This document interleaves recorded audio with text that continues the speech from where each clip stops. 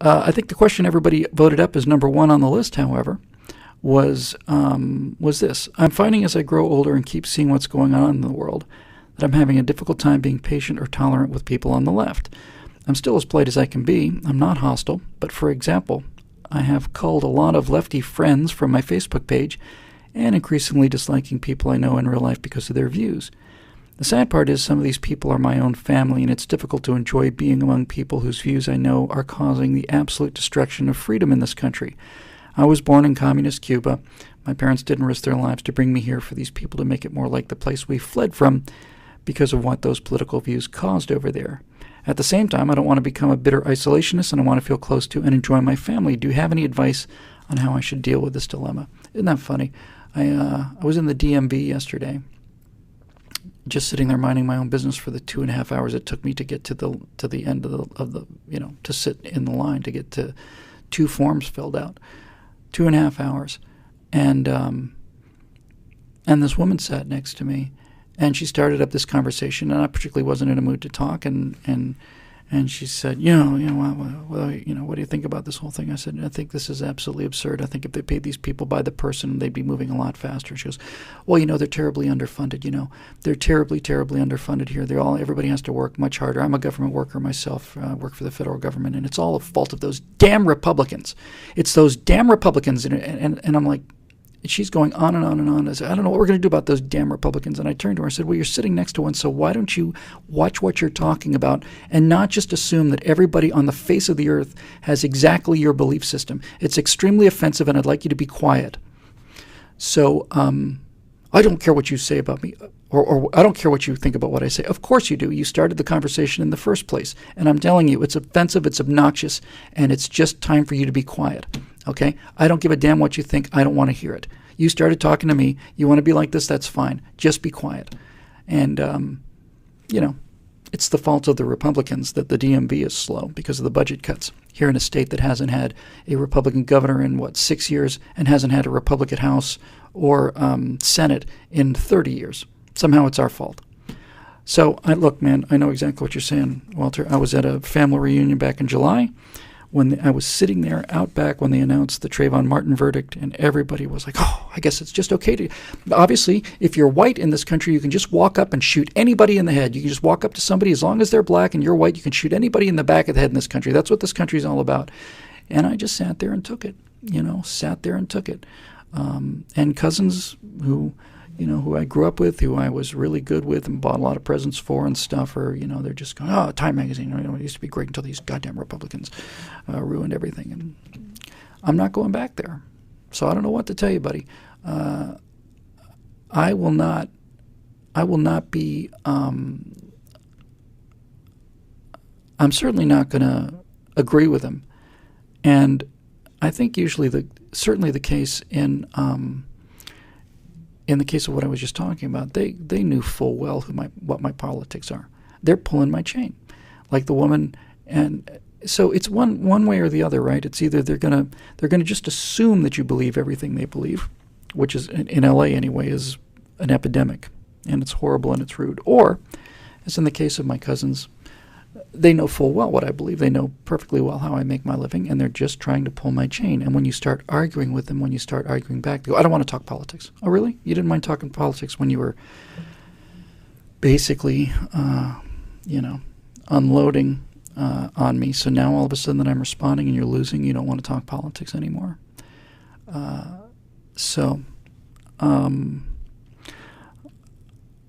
I imagine, obviously, there must be some families out there who have liberal people who have conservative majorities, and I'm sure it happens where they go in and just say, you damn liberals, but I swear I don't see it's nearly that often. I think this happens 5, 6, 7, 8, 10 times more often that liberals are bashing Republicans at family events rather than the other way around. And I think the reason for this is it's got to do with the nature of the ideology. I just started reading Mein Kampf. I hadn't read it forever because for the first part of my life I was, under the same impression as everybody else that, it's toxic if you read it. If you read it, you're going to become a Nazi, and it's going to completely mess you up. And then after I started, getting into this, then I just didn't read it because every single description of it I've ever heard just basically said it was unreadable. It's just unreadably bad. It's just dense. And it is unreadably bad. It is simply a lunatic dictating. There's no structure. There's no point. It's just stream of consciousness. It's virtually impenetrable. So why am I reading Mein Kampf? Well, I'm reading Mein Kampf because I read the 3-part history of Winston Churchill 3 times through. 3 parts, 3 times. And I figured I understand him pretty well. I understand a lot of these guys well. Now it's time to start understanding this guy well. And so there's a lot of stuff in there that is very, very interesting to me, although God knows you have to go looking for it. Because first of all, the first impression is when you read Mein Kampf, and I'm getting to a point here, by the way, Welder, it's written by a madman, and the anger and the rage from the first page to the last page, and the narcissism. I, me, fate pointed me here, fate taught me this lesson, fate taught me this, destiny took me here, it's unbelievable. But you didn't get to be Adolf Hitler and come to power in what was probably the most civilized nation on earth, at least in terms of, you can make the case in many areas of the culture, very civilized, very ordered, hard-working society. You didn't get to be that guy unless you knew something. Unless you knew something. There was something he knew about people and about the world. And I started reading it, and he knows a lot about things. He knows an awful lot about the way people behave, and he especially understands, because before he became the leader of the Nazi Party, Hitler was a lot like me. He was a starving artist wandering around and lived a great deal of time without any money at all, hung out in some dark places, and learned a lot about human nature and the underbelly of society. Needless to say, his entire appeal was to that aspect of society. And one of the many points that he's made that I thought were interesting, that were worth highlighting, was he said, if you have an ideology that's an aggressive ideology, it's going to defeat a passive ideology because of the kind of people that are attracted to it, and because of the structure of the philosophy. And I really think that's why we get so much more of an earful from liberals than they ever get from us. And I think also that's why they can't bear to listen to us. Their ideology, liberalism today, is your relatives, Welter. That entire ideology is predicated on the idea that I, as an advocate, and me as a liberal, as an individual liberal, I'm not talking about Noam Chomsky or any of these guys. I'm just saying, if I'm a liberal, so much of the appeal of liberalism is it allows me to feel like I'm better than other people. I'm smarter than other people because those Republicans are idiots, and Rush Limbaugh's an idiot, and Sarah Palin's an idiot, and all those other people are idiots. I'm smarter than other people, and I'm better than other people. I'm morally better. I'm in favor of black people, for instance. I'm not a racist. I'm not a homophobe. I'm not a misogynist like those Republicans are. It's a way to elevate yourself without having to think about it and without having to actually do anything about it.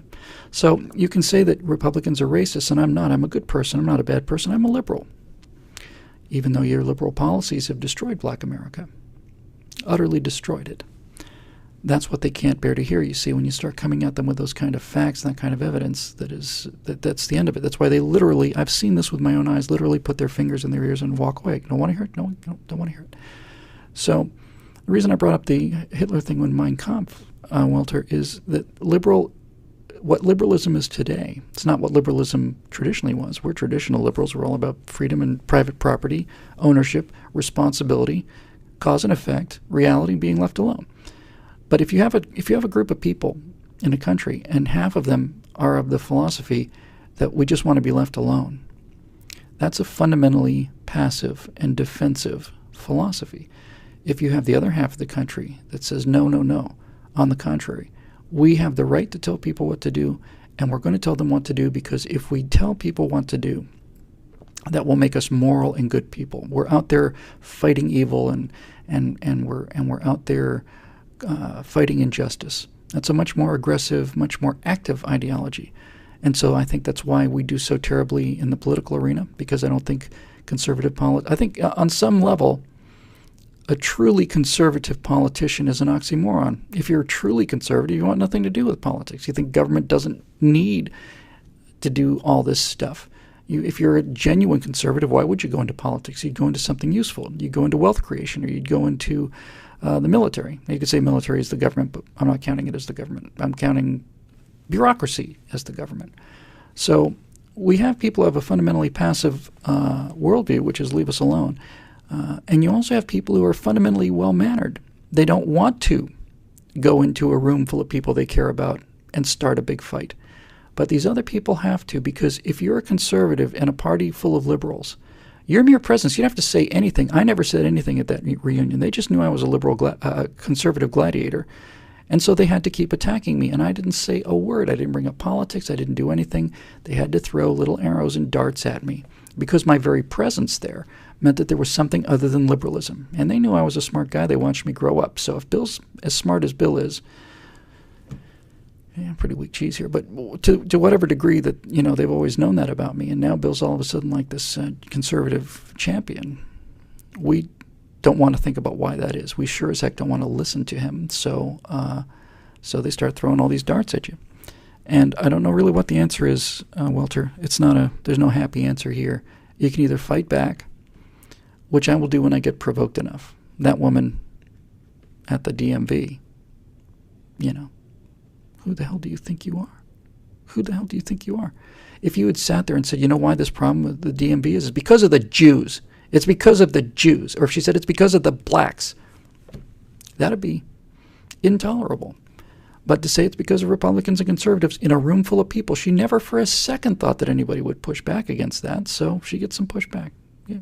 Here in California, really? This is the fault of the Republicans? You guys have been in power for 50 years. Are you trying to tell me that these budget cuts that you talked about 3 years ago or 4 years ago that the Republicans caused? Are you really trying to tell me, lady? This is what I said to her. That the DMV used to just hum.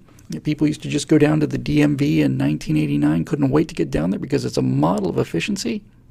Please. Please. At the DMV, I said, this is government. This is what it is, and this is what people like you do. This is what people like you want. I haven't had a raise in 3 years. You don't deserve a raise. If this is what it is, there's nobody moving in here. Nobody's hustling in here. Nobody hustled. Some of those people were very nice.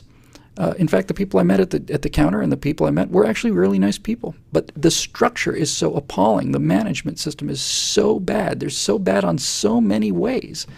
For a small little thing, there's no Wi-Fi in there. Well, what difference does it make? Well, because if you've got 250 people sitting in a room, Wi-Fi would be nice. Every single one of them had a phone. Every single one of them had an iPad. No Wi-Fi. Why? Who cares? Who cares how long they wait? There's so many things that I could see just by glancing around the room. Forget about doing an actual study where I said if you just did that, we'd be out of here in half the time. But ultimately, just to go off on this little tangent here, the thing about the DMV is you have a system where every single person in the country, essentially every adult, is going to have to go to this place in the course of their lives. Sometimes you have to go more than others. And so, just like with Obamacare, there's one place to go. There's a DMV on the west side of LA. There's a DMV in the Valley in Van Nuys. And so, that's it. And so if you want to fix this, I was tweeting out, I was like, will somebody please privatize this soul-destroying thing? What's actually physically happening here? People are entering data into a computer, and in exchange for this, they are handing you a little tiny piece of plastic, a little sticker, which you will put onto your license plate. And then they'll print out something that comes out of a computer. So I tweeted, "This is horrible. Will somebody please privatize this?" And somebody on Twitter wrote back, "Well, don't just criticize it. What do you mean? How would that work?" I said, "It's very simple. In every neighborhood in the country, like any other business, how many will the market bear? There's a lot of Starbucks out there, but in any given neighborhood, in any given city, instead of the valley, San Fernando Valley is this gigantic, huge conglomeration. There's one DMV. How many McDonald's are there in the San Fernando Valley? I don't know, 30? You know? So why not have a DMV's R Us on one corner and a McRegistration on the other corner and License King on the third corner, and you look at the lines and you look at the cost, because they have to charge extra. Would you pay an extra $5 to save yourself 2.5 hours? I'd pay a lot more than that. I would have paid a lot more than $5 more to get out of that. But really, what are you doing? You're just standing in line. You hand somebody a paper. They take a look at it. They enter some number into a computer. They give you a little ticket, which you could barcode scan, and the number goes into the computer anyway. What difference does it make? What difference does it make? You want to charge $10 for that service? Fine. Or 20 or 50 or whatever. And I just don't understand it. This is what they're trying to do to everything. And this is why I'm a conservative, because the DMV doesn't work. They don't care.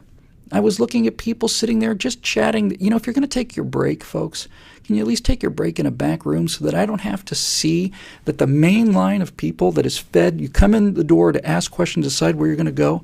I don't have to see that there's nobody at that station for 10 minutes, and then instead of 2 people, there's 1 person. I don't want to see you sitting there chatting, having your coffee. Go have your coffee in a back room where I don't have to be insulted by the fact that that this is it. The wait time at the DMV was 176 minutes, was what they were advertising on the screen. I was there for 2.5 hours. Because they don't care. Why would they care? Why do they care? This is what government is. No one's responsible. No one makes more. If you do a better job, they don't get any more money. This woman who's complaining about not getting a raise in 3 years, she doesn't get a raise in 3 years because it doesn't matter whether she does her job well or badly. It doesn't matter for the company whether the entire company performs well or badly. It just doesn't matter. It's a catastrophe. And I have to tell you this, Welter, the whole point of your point was you came over from Cuba. You know what this is like. I've talked to people from Cuba, and I've talked to people from Russia and people from Bulgaria, and they say the worst part of socialism is just that they make you wait in line for everything. That's it. That's it. That's all they do. They don't care. No one cares. So anyway, I don't know what to tell you about this with the families. I will simply tell you, if you can swallow it, do. Don't pick any fights. If they actually really say something that's so stupid you can't handle it, then trump their moral superiority. Because you, Welter, have the ability, in a way that most Americans don't, you have the ability to actually just go in there and win the argument on the terms that they fight it. You can say, well, my relatives were killed because of what you just said, or my people have been starving for 60 years now because of what you just said. So it may be easier for you to make a statement like that, but I got on a raft or I got on an airplane and left everything I had behind me to get away from that stuff. So you might want to think about what you're saying. That kind of stuff is very powerful. You can convince some people. You can convince all of them if you can get them to listen. You just have to tie them up long enough so they can hear what you have to say, and then you just release them back into the wild, and they'll change. Anyway, we're only going to do one question tonight if I don't keep up the pace here, because I got to be done at 7:30, and so let's move on.